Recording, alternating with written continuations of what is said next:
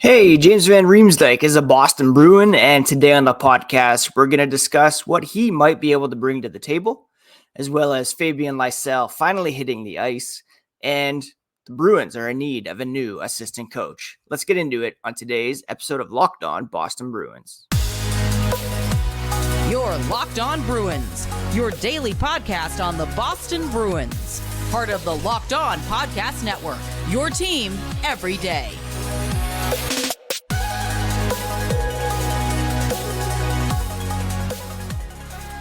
What is up, Bruins fans, and welcome back to the Locked On Boston Bruins podcast. I'm your host, Ian McLaren, and this is a daily show where we discuss all things Spoked B. Today is Wednesday, July 5th, and I want to thank you so much for making Locked On Bruins part of your day every single day, free and available wherever you get podcasts, part of the Locked On Podcast Network, your favorite team every single day. And today's episode is brought to you by FanDuel Sportsbook, the official sportsbook of Locked On. Make every moment more by visiting FanDuel.com/LockedOn today to get started.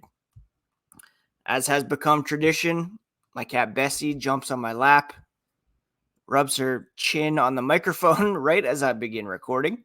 And extra wrinkle today, the arm of my glasses fell off somehow in the night, so I have to get that fixed. Hopefully it doesn't look too nerdy. Ow, Bess.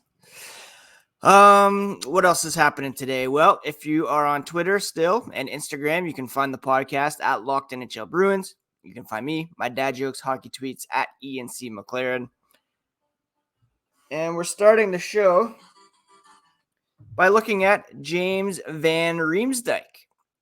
We've talked a lot about Milan Lucic re-signing with the Boston Bruins and how excited he is to be back in black and gold. Another guy, maybe not equally as excited, but pretty pumped to be in Boston as well, is James van Riemsdyk, who signed a one-year deal with the team at an average annual valuation of $1 million. Quite a downgrade from his previous contract.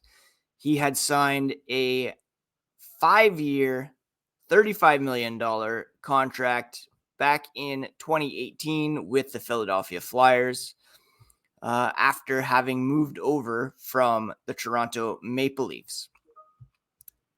Van Riemsdyk, let's be honest, his numbers have fallen off a bit over the past couple of years. He posted only 21 points this past season, 8 goals, 13 assists in 61 games, mind you. But he's really fallen off. That's at 5-on-5, I should say. In total, he had 29 points, 12 goals, 17 assists, 29 points, chipping in a bit on the power play, 2 goals, 2 assists, 4 points. And that is one of the reasons why they brought him in, to help on the power play, to act as a net front presence, make things difficult for the opposition. Now, those were his lowest point totals in quite some time, although he did have a pretty successful season back in 2021, 2022, 24 goals, 14 assists, 38 points. If he can even challenge for 20 goals, the Bruins will, of course, be quite tickled by that. His career high in points, 61, set back in 2013-14, so almost a decade ago now. 30 goals, 31 assists, career highs in points. His high in goals was 2017-18, where he had 36 to go with 18 assists. Now, it's worth mentioning that head coach John Tortorella, not exactly, an offensive, let's say, dynamo or a guy who preaches offense from the coaching position. James van Riemsdyk should get much more encouragement to thrive offensively under Jim Montgomery. We saw what he did last year for the likes of Trent Frederick, Nick Foligno, guys just having major years up and down the board. And for Van Riemsdyk, he said He was looking for two things in free agency: a team where he thought he could contend and win, and a spot where he thought he could fit with how he plays and with what the team has and what they might need. The Bruins were a team that were high on his list because of those reasons. And, obviously being an original six franchise, he's been on the other side of some good rivalry games, obviously playing with the Leafs for a bunch of years. But he knows about the culture in Boston, the guys they currently have, the season they just had, coming up short in the playoffs, but the regular season shows what kind of group they had and what kind of culture that is in place. Since he's been in the league, they've been in a contender every single year, and that's a standard that he wants to be a part of. Now, of course, Patrice Bergeron, David Krejci have been huge parts of that since he came into the league in 2007, but hopefully at least Bergeron is back. Now, on what he hopes to bring to the team, he thinks the style of game that he has, that net front presence, some hockey smarts, hockey sense, fits in well with how the team likes to play and how Jim Montgomery tries to coach the team.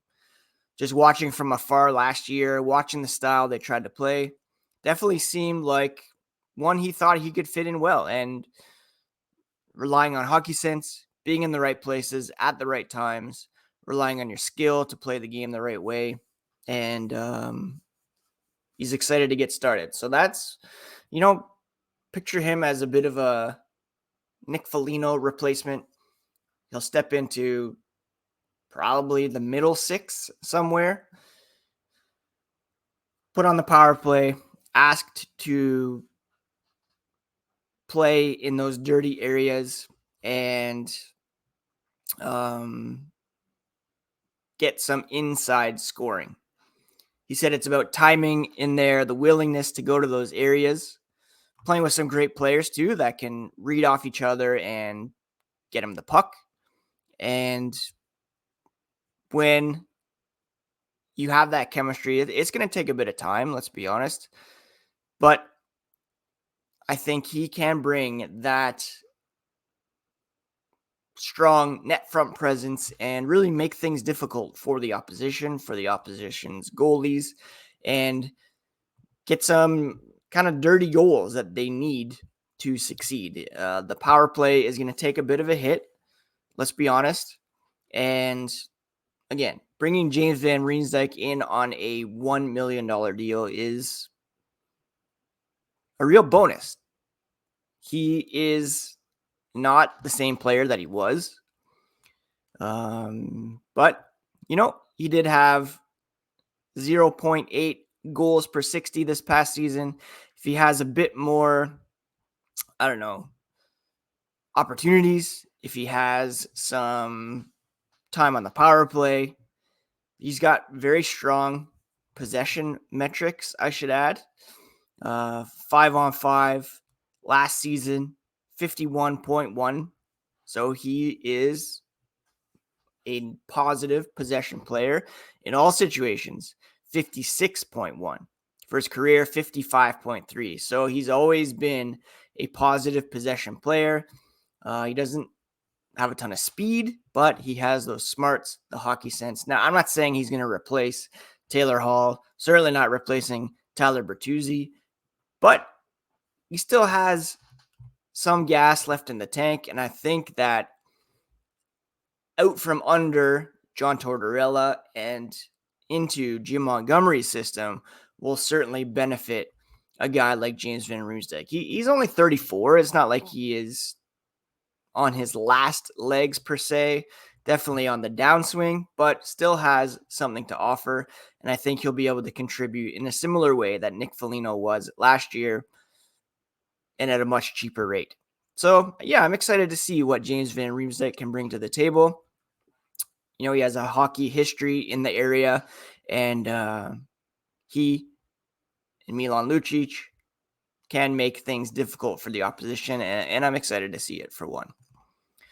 All right, we're going to talk about Fabian Lysell and what he was able to do at development camp on Tuesday here in a moment. But first, a quick word about today's sponsor, our friends over at FanDuel. Now, FanDuel It's the perfect time to jump on and take your first swing at Major League Baseball betting. You can get 10 times your first bet amount in bonus bets up to $200. Just bet $20 and you'll land $200 in bonus bets, win or lose. That's $200 you can spend betting everything from money line to over under to who you think is going to get the first home run. All on an app that's safe, secure, and super easy to use. Plus, when you win, you can get paid instantly. No better place to bet on MLB than FanDuel, America's #1 sportsbook. Sign up today. Visit FanDuel.com/lockedon to get up to $200 in bonus bets. That's FanDuel.com/lockedon. FanDuel is the official betting partner of Major League Baseball and the Locked On Sports Network. And thank you so much once again for making Locked On Boston Bruins part of your day every single day. Everydayers can expect a look tomorrow at what Morgan Geekie and Kevin Shattenkirk will bring to the table. They're expected to meet with the media via Zoom here on Wednesday, and I'll be sure to recap everything that they say about joining the Boston Bruins.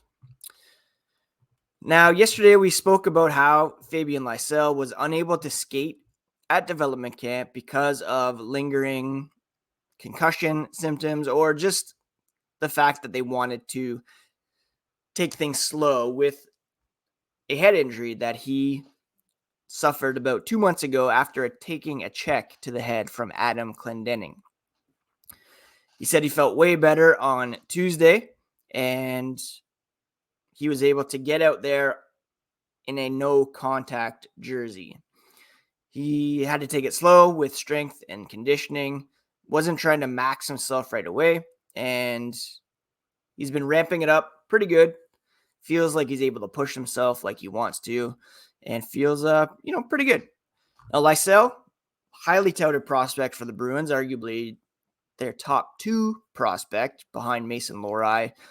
37 points in 54 games for Providence last season. He competed for Sweden at the World Junior Championship in January. Not a very successful tournament. And then his production back in Providence dipped as well afterwards. Bruins assistant GM Jamie Langenbrunner said he's still continuing to learn the North American game. What they saw in the WHL 2 years ago was growth as the year went on. Last season, he hit a bit of a wall with the World Juniors and the travel back and forth, but he's continuing to take steps forward. Took that cheap shot in the playoffs. That slowed him in the summer. But finally, he's back, and he's acknowledging that his first year in Providence had some ups and downs, a lot of new things, new experiences to take in. It's one thing to go from Sweden to the Canadian juniors, another to start your pro career. But he's really looking forward to the upcoming year, and now that he has some experience under his belt, he is hoping to challenge for a spot with the big club. I'm going to say it's more likely that he joins the club later in the season. I don't think he's going to come out on opening night. I still think he needs a bit of seasoning in the AHL, especially with how last season ended. Not very strong, but Jamie Langenbrunner likes what he's up to. He's continuing to add strength, continuing to be comfortable playing in tough areas. He plays with a lot of courage. Maybe he has to learn to play a little bit safer to make sure he doesn't put himself in some spots once in a while. He wants to control the puck. He wants to make plays, continuing to work on a shot, continuing to work on his power play positioning. Got to remember, he's still just a 20-year-old kid, and he still has some room to grow despite how highly touted he is. He said he's going to come into camp trying to make the team. This will be his third training camp. Third time, he's going to be even more focused and really going to battle out there to take a spot. And that's the mindset that you want to hear from a guy like Fabian Lysell at this point.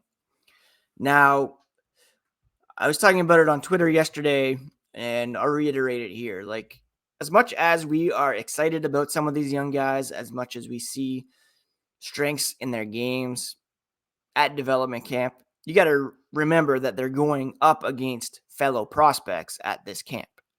It's a huge step up to go from junior to the AHL, much less from junior right to the NHL. There was some suggestions that maybe a guy like Matt Poitras could jump right to the NHL and be second line center this coming season. Wildly jumping the line, I think, in the fact that as much as I love Matt Poitras, as much as I am high on Fabian Lysell,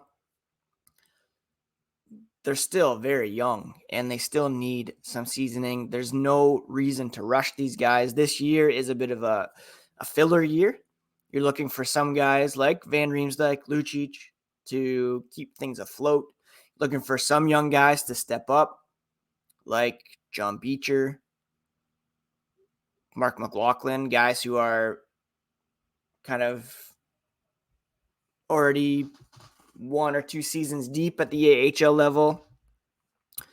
There's no reason to rush these younger guys. Give them the time they need to progress so that they're well set up for success when the Bruins are back in cup contention. And that could be a while, or it could be as early as a couple years from now if they're able to hit in free agency next summer. A lot of it is on Don Sweeney to keep the team competitive. I think that's the mandate that he's been given. And I don't think we can look at this coming season and say this is what it's going to be like, or it's going down even. There's still many opportunities for them to add some players, especially next offseason, when there will be significantly better free agent crop. And like JVR said, guys want to play in Boston because of the culture that they have built here. McAvoy, Pastrnak signed long-term. You know, it's a desirable destination to be sure. So there's no reason to rush the kids and expect too much of them too soon. Now, Jim Montgomery is in need of a new assistant coach, and we'll talk about that here after the break. All right, John Gruden has been hired as head coach of the Toronto Marlies, the Maple Leafs AHL club. 53-year-old, spent 5 seasons as an assistant coach with the Bruins and the New York Islanders. 1 season behind the bench with the Bruins, 4 with the Islanders. And as a result, the Bruins are in need of a new assistant coach. So that's something that Don Sweeney, Jim Montgomery will have to sit down and look at filling that role. I believe Gruden was mostly focused on the defensive side of the game as a former defenseman. And, you know, we saw that kind of fall off a bit in the playoffs. We saw some questionable lineup decisions in the playoffs. Matt Grzelcyk being benched in favor of Derek Forbort, Connor Clifton in and out of the lineup. So maybe some fresh eyes behind the bench to help Jim Montgomery. Not necessarily a bad thing. It's unexpected. I don't think they were looking to make any changes behind the bench, but these things happen. And congratulations to Gruden for getting the promotion. Does Ryan Mugano from Providence get a promotion up to the big club as an assistant, or do they decide to keep him down in Providence because he's such a good head coach down there? Did they look to bring in some NHL assistant coaching experience? We'll have to wait and see what the situation is there. But for right now, they do have a vacancy when it comes to the coaching staff. He's still listed on their website. Jim Montgomery, head coach. Joe Sacco, Chris Kelly, assistant coaches. Bob Essensa, goalie coach. So they need to update their website and also find a new assistant coach. So quick update there on the coaching staff, and we'll keep an eye on who they bring in to replace John Gruden here in the coming days and weeks. Like I said, on tomorrow's podcast, you can expect a look at what Morgan Geekie and Kevin Shattenkirk have to say in their introductory media availabilities, and bring you all the latest from development camp, as well as any further moves made by the Boston Bruins here in free agency and via trade. Do subscribe to Locked On Bruins on your favorite podcast app, on YouTube. Thank you so much for tuning in. I hope you had a great 4th of July, and I appreciate you all. It's a great deal, free every single day. We'll be taking a bit of a break later in the summer. We'll be going down to 3 shows per week, but still talking Boston Bruins all the way to training camp. And thanks for joining me here on Locked On Boston Bruins, part of the Locked On Podcast Network, your favorite team every single day. Take care of yourselves, friends. Take care of each other. Talk to you tomorrow.